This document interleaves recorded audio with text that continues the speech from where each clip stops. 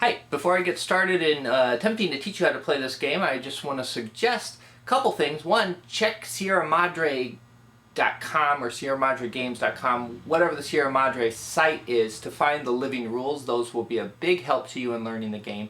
In fact, they'd probably be a better help than this video. But if you're a visual auditory learner, this video might still help you. I'm also going to assume you have the rules. This video won't take the place of the rules because it's not going to be as comprehensive and it's not going to be easily referable. I'm not going to make use of a titler to let you know that this is the section where I talk about this and so on. Let's continue. The first thing to know when learning to play a game, I think, is how do you win? So I will just go over that first and then go from there, probably focusing on the components and just teaching you about the components and the language of the game, which will, I hope, help make it click for you. This game kind of has a steep learning curve in a way, maybe because of how the rules are written, but there is a point when it clicks and it should all make sense, so have some faith if it doesn't make sense to you now, and then you'll still maybe need to reference the rules and whatnot for little fiddly kind of detail-oriented rules, which are necessary to help give the game its simulative properties. So let's take a look at these cards here. These are the brain map cards. And the reason I'm showing these to you now, and I'm going to talk about them a little bit more later, is because they show each of the 5 potential players' victory conditions. All right, at the end of the game, which is when someone's little marker reaches here in the basic game, and I'm not going to talk about the expansion game, but at the end of the game, whoever has the most points wins. Now, how do you get points? Your points are totaled based on what is in your little corner here, and each of the players has a different combination of symbols in their corner, which will get them points. So this player here scores points based on information and cultural cards. This player here scores points based on information and administrative cards. This player here scores points based on cultural and elders. All right. Since those cards and elders are all going to be on the demography, I'll be talking about that first. Actually, I'll be talking about that second. Actually, I'll be talking about that third, because the first thing I talked about was the end game conditions. Second thing I'm going to talk about is I'm just going to give you kind of an overview of everything, and then I'll start in talking about the demography cards, because I think that that's really the heart of the game, not the map. Okay, so here we have the game all set up and ready to play, and I will go into setup in a little bit. Here we have your sequence of play chart. That's pretty useful. You have your infrastructure part of the board, and these are the sort of technology it's kind of the technology tree that each of your civilizations, what you are in the game changes as the game goes on, and you can read about that, I believe, in the footnotes of the rules if you're interested. Here we have the map. Pieces move like so around hexes. I will go into that more in detail later. Here we have our climate cards. There's 3 of them. They have 2 sides. Climate can be changed based on certain events that happen, and that the main thing that does is affect where you can move and where you can be alive in. All right. Important part of the game is down here. Well, it's all important, but here are the demography cards, and these are basically kind of your player boards. All right, and what you see here is we have your elder area, your elder pool. It has a producer and a consumer side. Producer side means the elder is active. The consumer side means it can't be used until it moves back up there.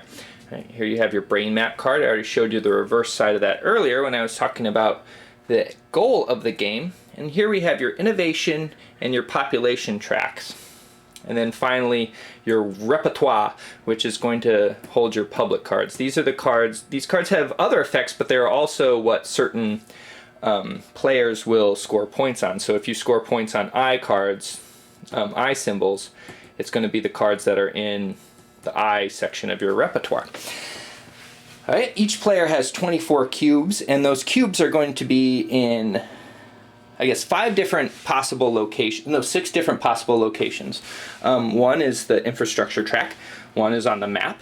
One is on your brain map card, and later on your era tracking card, because that flips over to become the era tracker. The other place is the innovation track and the population track and then the Elder Pool. You'll be moving the cubes between all those places, and kind of how you choose to move those things is a big part of the play of the game, where your cubes are located. Quick overview of the sequence of play so you kind of know what's going to be happening. You're going to start with the player whose demography letter is the earliest in the alphabet, and then either go clockwise or counterclockwise depending on what you prefer. The rules say clockwise. And then the first player is going to do innovation actions. They're going to determine how many innovation actions they get to do by the largest number on their innovation track that is showing. So to start with, most players can only do 1. The red player can do 2. I think. Oh, and the green player can also do 2. So that means this cube needs to go right there. All right. After innovation actions, you're going to resolve catastrophes. Catastrophes come up in public cards. There's a certain insignia on that type of card that will let you know that a catastrophe needs to happen. There's 3 kinds of catastrophes. Then you play cards down to hand size. You actually just play as many cards as you want, as you have, but you have to play down to your hand limit. Okay, and I'll talk a little bit about what determines your hand limit later. So this is a little misleading. You can play more than your hand limit if you want. Then you make a stability roll. The stability roll is based on your population track down here. So for example, if I had this uncovered, I would need to roll higher than a 1 basically to not be unstable. I'll go into that later. Then you have your population actions, which are determined by the sum of this and the number of elder expenditures you want to make. Again, I'm going to talk about that later, just giving an overview. Then you're going to resolve sieges and then resolve starvation. All of that I will talk about later. Cubes act in 2 different ways in this game. They can either represent something. So in the case of cubes on the map, they represent more units. So the more cubes you have on the map, the more units you have on the map, and that represents population. Cubes can also be markers. With cubes on the infrastructure track pretty much just indicate where you are in the infrastructure. So if you have your cube here on this green track, the footprint track, you're a hunter-gatherer. If you go up here, you're able to participate in short fallow farming, if that's your thing. Cubes also can be akin to closed doors. So here on our brain map card, which you are going to have in Era 1, you have cubes over different parts of the brain. That means those parts of the brain are not developed yet. They are inactive. So if you are able to remove a cube from there, that part of the brain becomes active. And to me, when I play this game, when I'm putting the cubes down, I almost feel like my brain is shrinking, or like different parts of it are shutting down. That doesn't literally happen, but I get that feeling. And then when I take them off, it's like they kind of get freed up. And that's really what's happening in game terms. Well, not really, but if a symbol's covered up, you can't use it here. If a number's covered up, you can't use it here, right? You have a 2 open here, so you can do 2 innovation actions, but you can't do 3 because 3 is covered up. All right, and same with the population track. In cubes also can be here in the elder pool, and here the cube is similar to as it is on a map. It represents something. There's more elders if you have a cube there than if there isn't. If you have 2 cubes, you have more elders than 1. So as I may have already said, a lot of this game involves the juggling of cubes. I may not have said that, I don't know. Most of that juggling is going to occur purely on a player's demography. Most of the gameplay is juggling, most of the juggling occurs here. The only other place that cubes can get juggled to that's not the demography is the map. You can move cubes from your population track to the map, and cubes can come from the map back to the innovation track.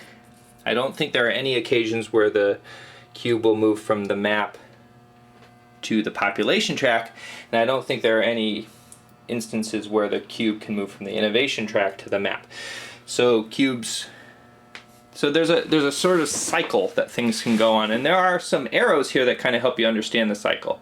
All right, cubes move from the innovation track. They can move up via an elder gain, and that insignia will be on cards to let you know that it's an elder gain. to the Elder Pool. All right. They can also move down, I believe, via fecundity decreases, which is this symbol right here, to the population track. All right, and those are the main ways that things will leave the innovation track. There are lots of ways things will move towards the innovation track, but we'll talk about that later. All right, population track. Population track, the cubes can either move upwards to the innovation track via a fecundity increase. Generally not favorable. It's generally better to have your innovation track really open because then the innovation actions are rather useful. Or they can leave the population track and go to the map via certain population actions. All right, if it's in the Elder Pool has two sides, the producer side and the consumer side, and the Elder Pool is kind of like money, or it's like your special guys that will do great things for you. You can expend an Elder, which means move it down here to do different things, whether it be domesticate a resource or an animal or a plant, or to do other certain special effects. If you lose an Elder, certain, like via this symbol here, it will go down to your innovation track. Same way, if you lose population, it will go to your innovation track. And that's kind of the cycle of things. The main way things are cycled is through idea cards. So let's talk about cards. Here we have two kinds of cards. We have the idea cards, which I just mentioned, and the public cards, which I mentioned earlier. Public cards, if you draw one of these, you're going to go immediately into an auction to see who gets the card. Idea cards, however, you get to take into your hand, and so that's nicer for us right now, although you're going to need public cards in order to win the game. Alright, so let's take a look at this idea card and see what we can see. Okay, first thing we notice is that it's split in half. Actually, the first thing we probably notice is that it's a hammer and anvil nutcracker. But in terms of actual design, it's split in half. All right, each idea card has two halves. It has a female half and a male half. The female half, you can always play. It never has any requirements. You can just do it. In this case, this card lets you do a fecundity decrease. All right, and so if I were to play this card and play the female half, I could move a cube from my innovation track down to my population track, which would eventually, if I kept doing that, give me more innovation actions and also give me more population that I could bring upwards without risk of going into chaos. Other things I will explain later. Okay, let's look at the male half because it has lots of little icons you might be interested in. All right, first icon that's the most important, I think, the first one you want to think about is this icon here, that with the kind of magenta, on the magenta field. Okay, we see an acorn on a magenta field. With that's the requirement of the card. Now in Era 1, these requirements are almost always, there might be exceptions, I don't know all the cards by heart, going to refer to your brain map. So in the first era, if I wanted to play this card, I would need to have this acorn symbol uncovered. So we can look here, and we can see that the Hobbit player would not be able to do that unless his Broca's area was uncovered. All right, then we look right here. That means that you uncover that brain area. And here is an Elder Reset icon. Okay, the same right here. So what that does is if you have a guy down here, if you have one of your elders down here, you can bring it up. Alternately, if you have a suppressed public card, which you probably don't know what that means or why you would have a suppressed public card unless you've already looked at the rules, you can turn it over. All right? Two uses for the Elder Reset. Most common use is going to be that, bringing it from the consumer side to the producer side. So the other type of card is a public card. It's going to have one of three different kinds of symbols in the upper right hand corner, either these stars or a sword or the letter I. Alright, as soon as someone draws one of these cards, it needs to be revealed and auctioned off. Now how auctions work is pretty informal. Players are going to just straight up bid as they want until no one's bid anymore. What are you bidding? You're bidding Elder expenditures. So here I've got kind of a mock auction set up here. You can take a look at what everyone has. All right. Now blue has the potential to bid 1. You can only bid from your producer side, and if blue were to get the bid, blue would have to move its one down there. Right? It has this one there. Yellow has the most cubes in its elder pool, but they're all expended, so yellow can't really bid at all. Green has the potential to bid 2, black 2, and red can't bid at all. Now, one thing that people can do is they can bid on other people's behalf. Alright, so say green and black have both bid 2, right? They both just called out 2, and they're tied. Blue can decide to bid 1 on green's behalf, and green wins it. Now, if blue didn't do that, right, and black and green both bid 2, black would win it. How do I know that? They're tied. Well, here's how. Because black is demography N, and N is furthest up here. So in case of a tie, you go in this order. Alright, so if A and C were tied, A would get it. If P and H were tied, P would get it. And that's how that works. Now, why do you want these cards? Well, 1, it gives you points. 2, they have some special effects, and I might as well tell you about those now. When you win an auction for a public card, you place it in your repertoire. Alright? In the appropriate spot. So swords go in the sword spot, stars go in the star spot, eyes go in the eye spot. What they do in that spot is the eye will allow you to do 2 different things. The first thing is it decides your hand limit. So 1 plus the number of eyes that's on the top is your hand limit. Because you can have, you know, if I win another auction for, say, a 3-eye card, then that would be my top card, and the ones below it don't matter except when counting points. Alright, so only the top card is really important. So if I have this 2-eye as my top card, I have a hand limit of 3. Everyone starts the game with a hand limit of 1 because 0 plus 1 is 1. The other thing you can do is you can do an economic stimulation as an era 2 or later action. And that's kind of a more specific use of the eye card. What that lets you do is do a number of elder resets equal to the number of eyes on your top information card in your repertoire. So if you have the 2 up there and you have 2 elders expended, you can use as one of your innovation actions economic stimulation and move both of these up. All right, then we have our cultural card, which is the stars. Culture cards let you acculturate. And what those do is let you steal a worker from any culturally inferior demography. So what they end up causing is sort of a cultural arms race, so to speak, because if one person has a 2 culture down, they can take workers from anyone else, and stealing a worker is stealing an elder. So if their elder limit is such that they can have another elder, they can go ahead and just take it as a population action from the black player or from any player that has less stars, which in this mock setup is everyone except the green player. So that's what the cultural card does. The administrative card adds the number of swords on the top to your stabilization roll. Okay, and I'll go into that more when I talk about stabilization rolls. So let's look at the other little bits on the public card before we move on, because they're pretty simple. The black box, anything that's in a black box is another action that it lets you do. They're generally things, I think always actions from eras that you're not in.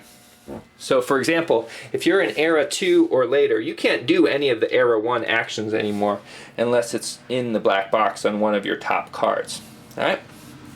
Also, there's some actions from later eras that, you know, there's a few, like espionage here is only in era 3. So you can't do that unless your civilization, or whatever you want to call it, is currently in era 3, unless you have that action in the black box. All right, the other thing, and here is something huge that happens with these public cards, is they cause catastrophes. And there's 3 different kinds of catastrophes, which I'll go into later, but what you need to know is if there's something in this symbol here in the public card, which is going to be revealed during the first phase, right? The catastrophe gets resolved in the second phase. So everyone begins in era 1. And although you don't win the game by getting to era 3, players should probably want to not stay the whole game in era 1, In fact, they're going to want to advance in a healthy way as quickly as possible. Generally, a healthy way means you have a metropolis or two, and that's probably a big thing you want to do. And the reason why you want to do that is because in Era 1, unlike any of the other eras, you can go ahead and domesticate something without having to play a specific card. Otherwise, you're at the whims of finding a card that has a domestication symbol like this. Alright? This is a domestication symbol. It means you have to make an elder expenditure and then you can make a domestication. So let's talk a little bit about domestication, I guess. I feel like I'm going a little haphazard here, but there's a lot of different balls to juggle in this game. So how domestication works is very simple. Say you're at a place with pluses. You're going to add that to your die roll and then check it on the chart of what you're doing. Alright, there's a plant chart, so if it's a plant, you got to check on the plant chart. If it's an animal, you got to check on the animal chart, or if it's a mineral of some sort, you have to check on the resource extraction chart. Alright, so if you have 2 pluses, you would add +2. So say I'm going to try and domesticate the Auret cow, which is the easiest thing to domesticate early on in the game. You roll a d6, you take the innovation action, naturalist, if you can, and then you add 2 to it, check the chart. It says it worked. Alright, there's no other requirements other than that you get this number. Now if there's a minus, for example, say we warp down here to this, I don't know what that is, a Macrauchenia Litoptern. It's a tricky game because it's parts of the well, it's not really tricky, but parts of the board and rules and stuff are in German, and parts of it are in other languages like Latin and whatnot. Okay, so here you would -2, because there's 2 minuses there, see? And that's -1. There's no way well, unless 1 is the bound, I don't know. I don't know if that would work or not. Yeah, okay, so that would count. What you get to do when you domesticate something is you get a metropolis, which is nice. Couple effects of a metropolis is, one, you have a metropolis there, which is great. Big reason you want a metropolis, the biggest reason, is having a metropolis somewhere increases the number of elders you can have. You can only have 1 more elder than you have metropolises. So to start the game, you can only have 1 elder, which really reduces your buying power, so to speak, for auction cards. So it's good to be able to have a metropolis. Other thing that happens when you domesticate something is you get the effects of this chart. So this is a good time to talk about these arrows. These arrows will show up on cards, and they also show up on particular places on this board. I think just the domestication charts. What those do is they move you on the infrastructure track. So, and I'll just kind of break this down. If there's an arrow of a particular technology, I guess you want, if you want to call them, a particular track on the infrastructure tracks, you move your piece 1 to the right. So say it was white who did it. Go 1 over. All right. Now you notice there's a little number in red there, and in black on the red one. What that means is if they're already at that number, at that level or higher, they don't move. Right? That's their limit. So if green just domesticated the Litoptern and was already there, it's not going to actually get to move on the footprint track at all, because 2 is the limit. Likewise, if green is here, it would not be able to move. Alright, so you get to move on both of these. You get to move on the metallurgy as well. Pretty good, but only 1 space. Let's go through the innovation actions in Era 1. Before I do, actually, I want to remind you that you can't do a particular action in Era 1 unless you have that color or that symbol of the action uncovered on your brain. Alright, symbol or symbols, because a couple of them cost 2, or require 2 symbols. I guess one of them does. Alright, so if I'm the Hobbit and I only have my hindbrain, which is the social symbol here, uncovered, I can only do imitator, silverback, locution. If I also happen to have an elder, see there's an elder expenditure symbol. That's and that's it. Alright, but assume I have everything uncovered except for, say, one exclamation point. I could do novel behavior, which is draw a new Era 1 card. Pretty basic. You draw a card. In this case it would be auctioned, and then I would have to do this particular catastrophe down there. Imitator lets me ransack. Anytime it says ransack, this is one of this game has some particular language. Most of it's in icons, but it also has some words like ransack and fecundity decrease and elder expenditure, which mean particular things. Ransack in the game means you can take a card from someone else's discard pile, and it's going to be a card of an era you've already attained. All right. Imitator has the added benefit that you can that if you can't ransack, if none of the discard piles have a card in it, you get to draw a card. All right, then there's Silverback. Silverback adds to your stability roll, which is, remember, determined by your population track. And it also lets you do 2 fecundity increases. Now, fecundity increases are generally not something you want to do, but there are instances when it's useful. So there you go. So fecundity increase is moving things from the population track to the innovation track. Fecundity decrease is moving them down again. All right, and let's look at the symbols again to remind you. Fecundity decrease, fecundity increase. Fecundity decrease, fecundity increase. All right, so that's what Silverback does. Locution lets you clear Wernix area, and then you have to go into Chaos. And I should talk to you about Chaos, because that's a pretty key mechanic to the game. You also need to do an elder expenditure for that. All right, you need to have that social part of your brain uncovered and do an elder expenditure, and then you can participate in Locution. Lexicalization lets you move a brain unit around. This is a brain unit. You can move it to any adjacent area. I guess that's not adjacent. You'd have to do your neocortex there, to the limbic system. All right, Storyteller. Storyteller lets you reset an elder, which is really nice to be able to do. You don't get to do the full complement of whatever information card you have showing, which I guess would only be 1 anyway in Era 1, but it lets you reset an elder. There you go. Pretty good. Now, Naturalist. Naturalist is the big one that lets you domesticate something. All right, you have to have an exclamation point. You don't have to have both. I think all the brain maps have 2 exclamation points, which are the language areas. Okay, so yeah, just one of them uncovered. And then you also have to have the acorn uncovered. And then you expend an elder. And then you can do the whole thing with rolling. But you got to be somewhere on a table that has, or somewhere in some hex that has something that you can actually domesticate. And that in Era 1, that's going to be a plant or an animal. You can't do resources in Era 1. Alright, because I'm getting tired of instructional videos, I'm going to vent by talking about catastrophes and then about chaos. So let's talk about catastrophes first. There's 3 kinds of catastrophes. You have these kind of cosmic climate change catastrophes. You have volcanoes and you have disease. We'll talk about this one first. This is what activates these cards here. Now, these are the climate cards that I set up on the right. They start out on their color side, not their black and white side. As you can see, they have numbers on the side here. 1, 2, 3, 4, 5, 6.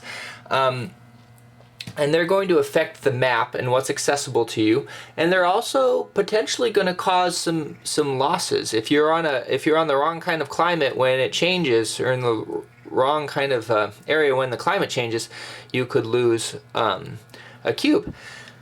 Alright, so if you get this, when you get to phase 2, resolve catastrophes, so you get to do all your innovation actions first. So if you have multiple, you don't have to do this as soon as you draw the public card. But you do need to remember to do it when you resolve catastrophes.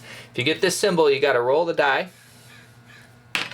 And then if you get 2, you flip over this card, because this one has the 2 up there. And what that does is it changes the savanna spaces to desert. Makes it so yellow sites and spots are not habitable. Now, different parts of your infrastructure will change where you are allowed to go. And that's said pretty clearly on the infrastructure track. I won't read it to you right now. So just, let's try another one. 4, great, it's a different number. So we got 4, then we toggle this. You only roll once though, so each time this comes up you roll once.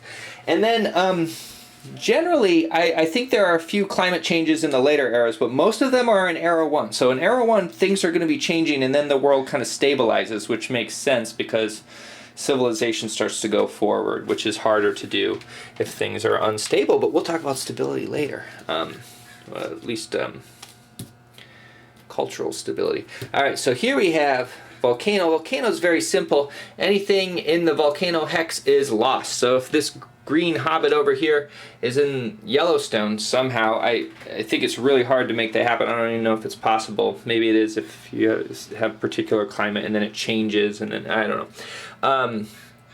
And Yellowstone blows up, you get a loss. Anytime you get a unit loss, you lose a unit from the map, it goes to your innovation track. Right, so if you lose a bunch of units, which is quite possible depending on what happens, it's going to really stuff your creativity and you're not going to be able to do any of these delicious actions up here. So be careful of that. Losses, elder losses, unit losses, any kind of loss goes to your unit track. Or innovation track, sorry.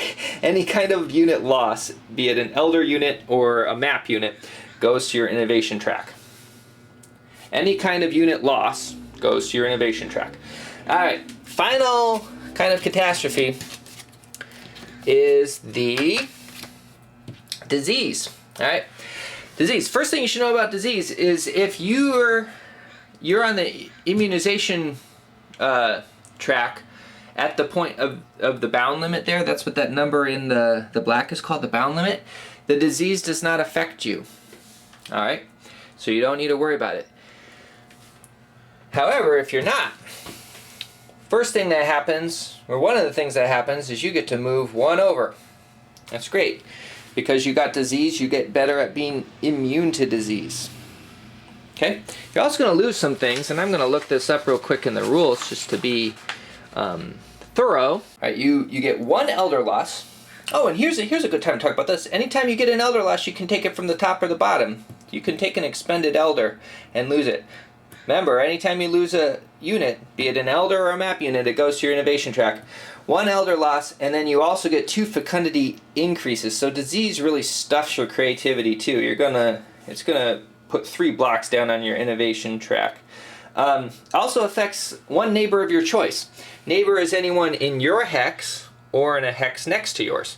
So in this case, if blue drew the disease, right? They could have black also be affected. Disease is the only one of the 3 catastrophes that affects the current player particularly.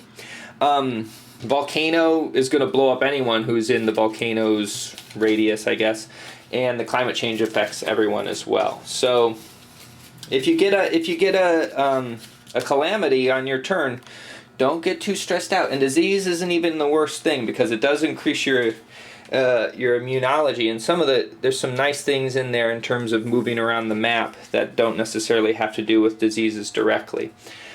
So not the end of the world if you get a catastrophe on your turn. Let's talk about stability rolls.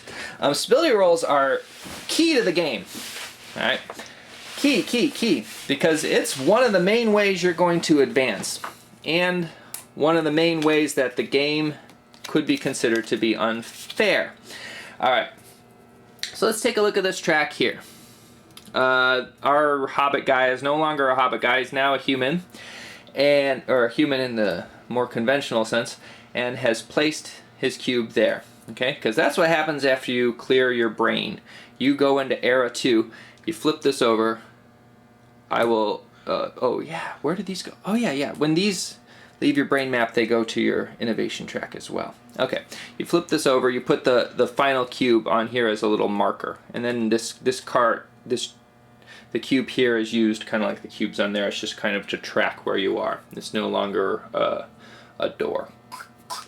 All right, so we're talking about chaos rolls, stability rolls. So when you when you have to make a stability roll, which you have to do every turn, right? Number 4, unless you're covered up to the point where you're at the smiley face there. Smiley face means no stability roll, which could actually be a sad face. Sometimes you want to make stability, you want to have to go into chaos, and I'll explain that. But anyway, you get to that point, you got to roll a die, and if it's less than the number in this little less than equation, which this 2 is not, you go into chaos. If it's equal to or greater than it, you don't have to worry. Alright, what happens if you go into chaos? First thing that's going to happen if you go into chaos is you're going to lose half of your map units, which are the cubes on the map, rounded down. So if you have 5, you're going to lose 2. You can choose which 2 those are, and those are going to go, you guessed it, to the innovation track. Uh-oh, the innovation track's full, so we got to do the overflow into the population track. You never totally lose a cube. It's all just movement. They all just move. Alright, you also suppress your public cards, which means turn these over. You no longer get their great effects, right? Unless you unsuppress them by doing Elder Reset. Alright, and then you enter a Dark Age. Alright, now right here, our green player has started out in a Dark Age. If he had been here in the Golden Age, he could either go here to this Dark Age, or he could go down here to the Dark Age of the next era. That's right, you advance. In fact, the only way to advance outside of uncovering your brain, once you're in Era 2, the only way to advance to Era 3 is to go into a Dark Age. And when you're in Era 3, the only way to advance to the game end is to go into the Dark Age. Right, and this is where you see some of the designer Phil Eklund's politics. And in fact, in order to explain that, I'll need to explain this administration card here. Administration card represents government. Right, if you have administration, it adds to your stability roll. So if I have 2 swords, it's going to add to my roll. So even if I have this sort of situation here, even if I roll a 1, right, 1 plus 2 is 3, that's not less than 3. So I have to do a lot of uncovering here in order to go into chaos.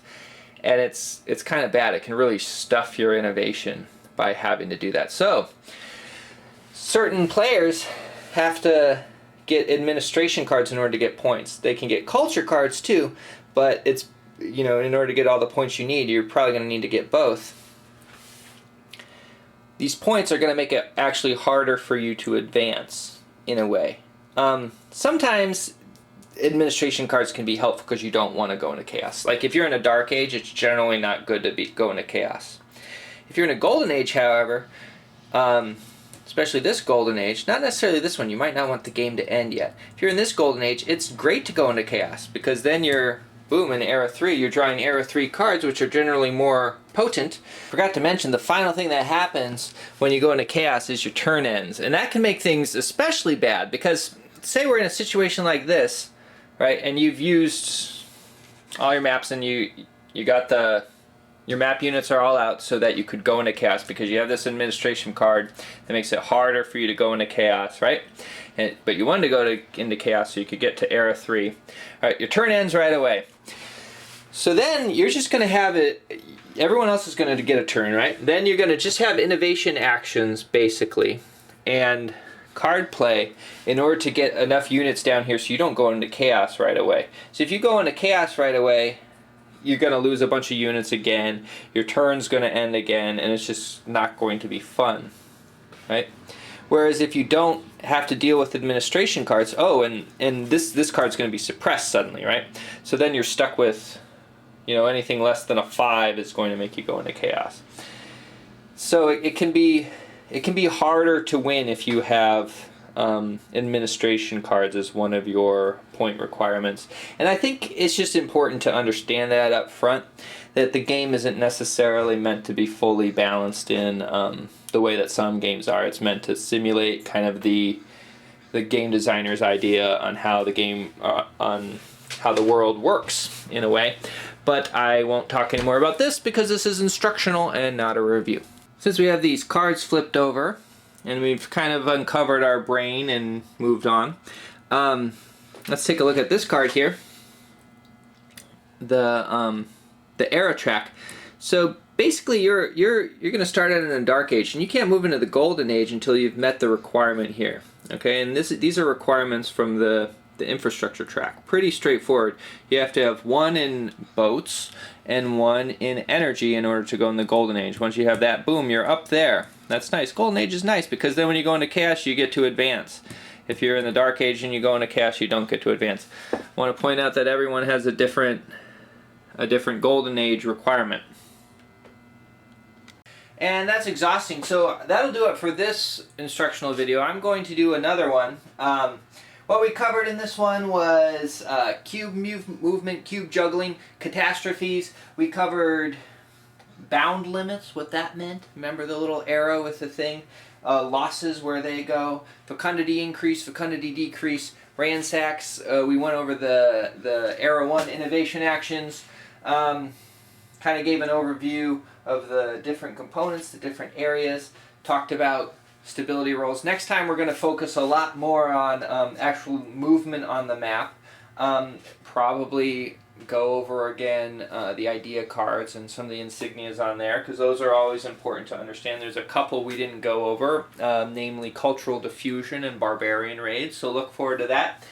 Other than that, should be a good overview of the game. I got a good idea what's going on. There you go.